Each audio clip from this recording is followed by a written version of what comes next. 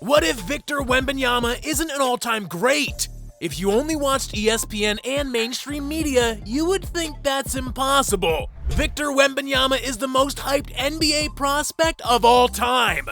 Everyone is drooling over the towering 7'5" French phenom that can dribble, shoot, and defend. He really is the 2K fantasy player that you'd create in a lab. But let's press pause. Do you find yourself wondering, is there something we don't know about Victor Wembanyama? In this video, we are going to take a closer look at what the NBA media is hiding from you. Spoiler alert, there's a lot. Truth number 1, his injury history and history of NBA players with his height. Hold up a second. Tall, phenomenal talent? Check. First overall pick of the draft? Check. Picked by Spurs? Check. We've seen this many times before, haven't we? The other two number 1 picks by the Spurs, David Robinson and Tim Duncan, were beyond massive for the franchise, and Spurs fans would be hoping Wembanyama follows in the footsteps of the Twin Towers. It does look like the stars are aligned for him, but there is a cautionary tale for the extra tall men of the league. Is there such thing as too tall for your own good? How can tall men be at a disadvantage in a game that favors height? Well, if we did ask you to mention some of the tallest NBA players you know, you would go on about Yao Ming, Kareem, or maybe even Shaq. Listen to this. Out of the top 20 tallest players in NBA history, only 3 of them have been inducted into the Hall of Fame. Yao Ming is the only Hall of Famer in the top 10. Plus, the only man in that list to win a championship is Chuck Nevitt, who you've probably never heard of because he only averaged 5 minutes a game decades ago. Can you believe that? There's some bad air around the tallest men in league history, and Victor Wembanyama is currently 10th on that list. Now don't get us wrong, there is the flip side. NBA giants like Kareem, Wilt, Shaq were an absolute force for a long time, but they are still several inches shorter than Wemby and had much stronger, more durable body types. Now let's zoom in on our main man Wembanyama and his injury history. He's had a string of unfortunate setbacks that raised eyebrows. In 2020, he broke his fibula, a bone in the calf area of the leg which sidelined him for around 3 months, from December 2020 to March 2021. Then, in November 2021, after joining ASVEL, he fractured a finger, causing him to miss about a month of action. And if that wasn't enough, he also dealt with a shoulder bruise that left him sidelined for 2 months. Triple ouch! And just when you thought it couldn't get any worse, during the 2022 LNB Pro A playoffs, Wembanyama had a psoas injury. This muscle injury forced him to sit out for the remainder of the postseason. Yikes. Here's the kicker though. All these injuries means he has missed over 7 months to injuries.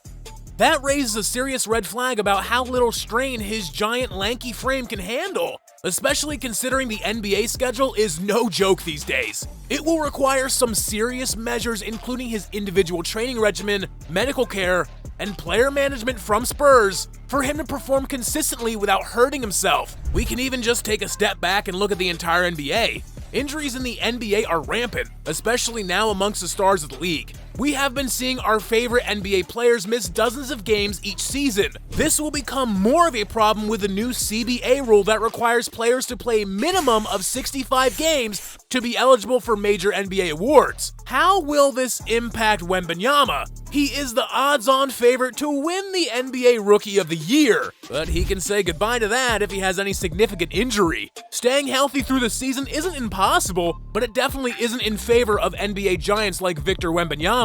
Truth number 2, didn't do well in Euroleague, so left to play in less competitive French league. Although the NBA is the cream of the crop, the Euroleague is no joke either. Victor Wembanyama didn't dominate like you think he might have. If someone averaged 6.5 points, 3.8 rebounds in just 13 games for the Euroleague, would you say they are gonna be an all-time great? Nope. What if I told you those are Wemby's career stats in the Euroleague? Yep, you heard that right. His career in Europe took an interesting turn when he decided to leave the Euroleague and join the French League. During his time in Tony Parker's team, ASVEL, Wembanyama's experience on the continental stage was far from smooth sailing. He had his fair share of struggles, and injuries got in the way of showcasing his full potential. when he did get opportunities to shine, he showed glimpses of his extraordinary skills, but consistency was a challenge, and his numbers in the Euroleague weren't as stellar as some hoped. This raised some concerns among Wembanyama and his camp. They decided that the Euroleague environment was not the best fit for his development. After all, the NBA was his goal. That's where the decision to make the move to the French League comes into play. By focusing on just the French League, he would have a less competitive setting compared to the demanding Euroleague schedule. Instead of being involved in a grueling routine of multiple games per week, he would have more time to focus on individual improvement and recovery. His new club, Metropolitans 92, became the Wemby Lab and offered an environment that was tailored to his needs. This was a crucial factor in his development, allowing him to become the centerpiece of a team, refine his skills, and build his body in a supportive atmosphere. He had the experienced French national team head coach, Vincent Collet, to guide him alongside a team of nutritionists, strength conditioning coaches, and a skill trainer. Looking back on it, this was a really smart move by Wemby's camp. To his credit, Wembanyama averaged 21.6 points per game, 10.4 rebounds per game, 3 blocks per game, on 47% shooting.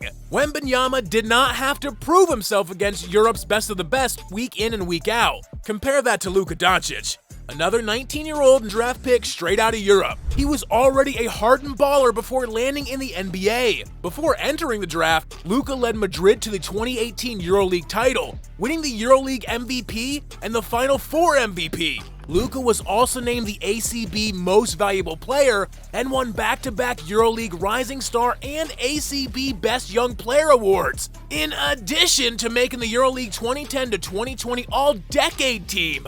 By the time Luka entered the NBA, he was a seasoned Euroleague vet and, unsurprisingly, won the Rookie of the Year award. Although Victor's skills and potential are undeniable, he is definitely coming in with a lot to live up to. Truth number 3, jump shot not as good as advertised, especially three-point percentage. When it comes to Wembanyama's jump shot, there is a lot more to the story than meets the eye.